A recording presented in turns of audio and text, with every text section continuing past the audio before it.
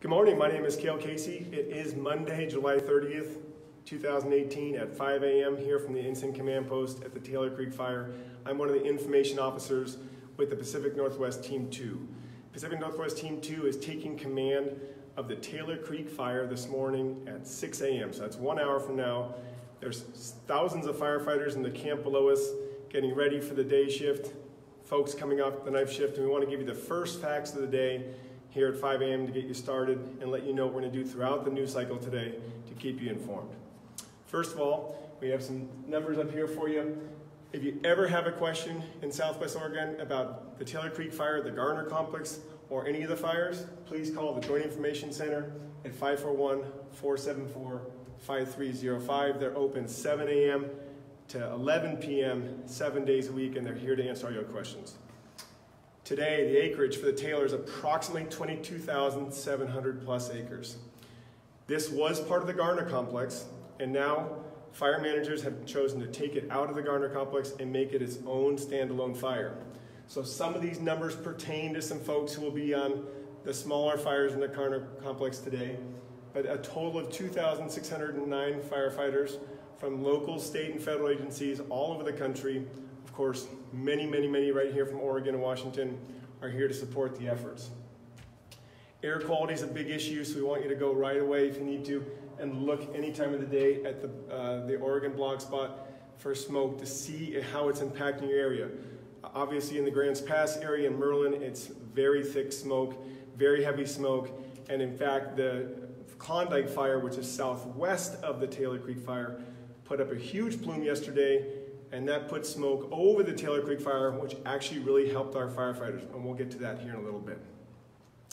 The Garner Complex is being managed by an Oregon Department of Forestry team, so you can follow them online at the Garner Complex Fires, and we'll be establishing a Facebook page and some other information for you to follow for the Taylor Creek Fire. For today, we want to just let you know that even though it's a transition day, this is a day where firefighters stay extremely focused, they have their missions, they're being briefed down at the camp below, and they know where they're going, who they're working for, and what they're doing today.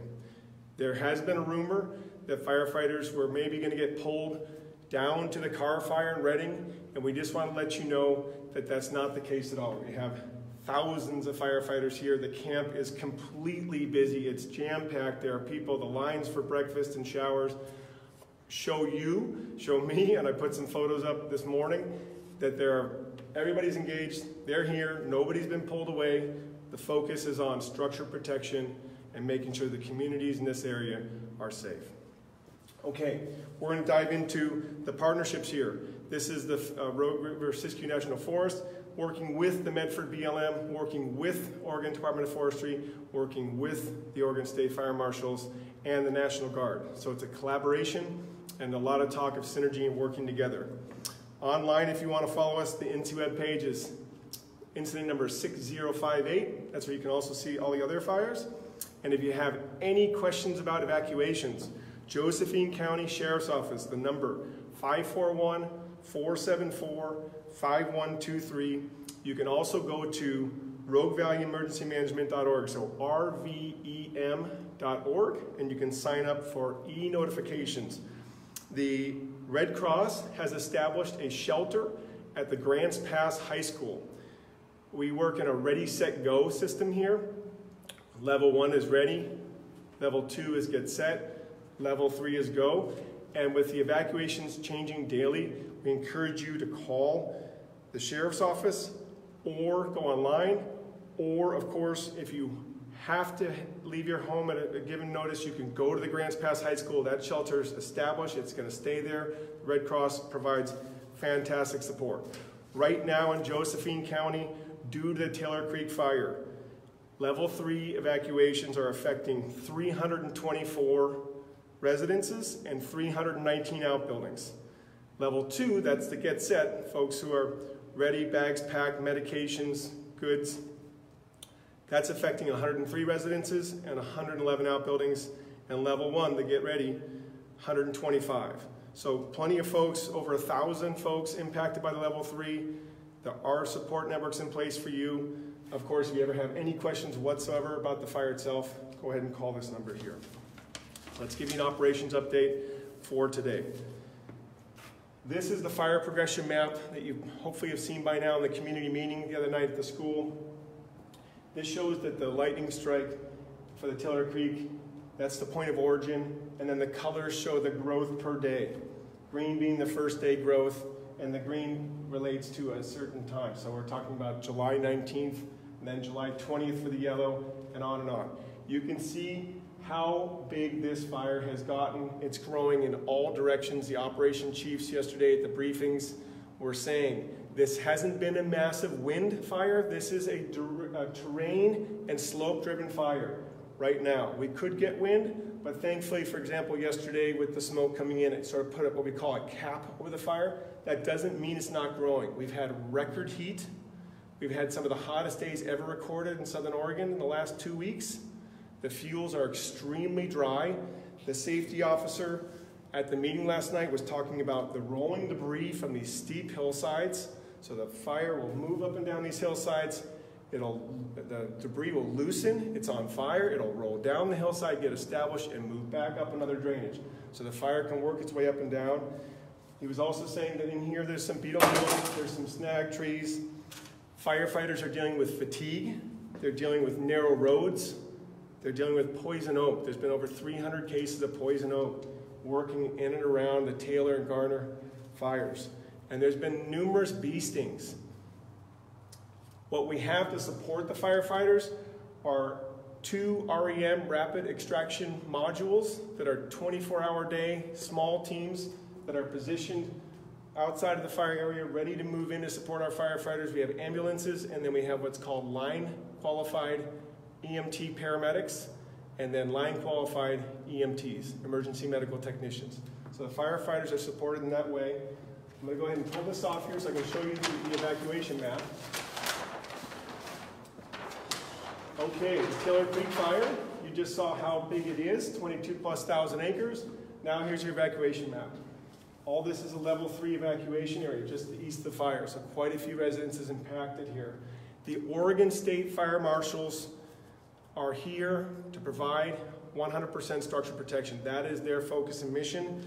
They're reporting that they have 11 task force here, divided into a blue and a gray.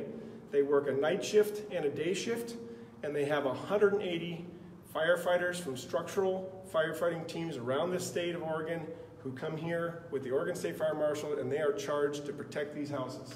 So they have touched and prepped and visited over 1,500 structures in and around, including Delis and the east side of the fire.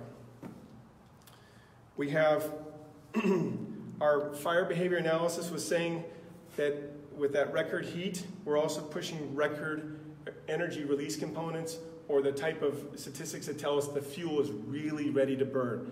Obviously, you know that. You live here. Last summer was a very tough fire season for all of us in Oregon.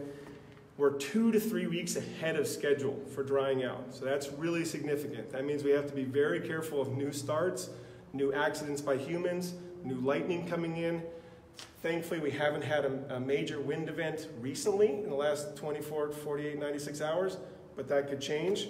So again, the ready, set, go, the changing evacuation levels is so that you can be ready and get ahead of it in case a wind direction could come and push this fire into a new, this yellow could turn into a red, and you want to be ready to go. That's why the ready, set, go system is so key. It's so simple to understand. In firefighting, we have standing order number 10, which is fight fire aggressively, having provided for safety first. We do our briefings in the morning. We're going to head down there here in a few minutes. We're going to film that briefing and put the highlights up for you so you can see what the firefighters are hearing from our incident commanders and safety officers. We want to be as transparent as possible for you, so please post your questions. We will check these questions all throughout the day. We're going to work to give you better and better information based on what your need is. So if we see something we can't answer, we'll go ahead and we'll find the subject matter expert so we can bring those answers to you. And then finally, watch out situation number 6. So in firefighting, we have all these different watch outs. Number 6 is instructions and assignments not clear. So this is a big transition day for the firefighters. Everybody's making very sure that they know who they're working for, where they're going, and why they're doing what they're doing. In this case for the firefighters, they're extremely motivated. They want to protect your homes. They want you to return home safe and sound. There's 2,000 of them working really hard right now, and they thank you for all the signs in the community. We thank you for all the support, the signs of community. I know the National Guard is out there doing their road blocking security. They appreciate when you reply to them. Everybody appreciates all the support from this amazing community. This is a long duration event. This is a collaborative effort. We're working hard with you. We want to know what you need to know. Tell us your questions, please. Post them here. Don't ever forget you can call the Joint Information Center. Thanks so much. We'll be back with you tomorrow morning. Thank you.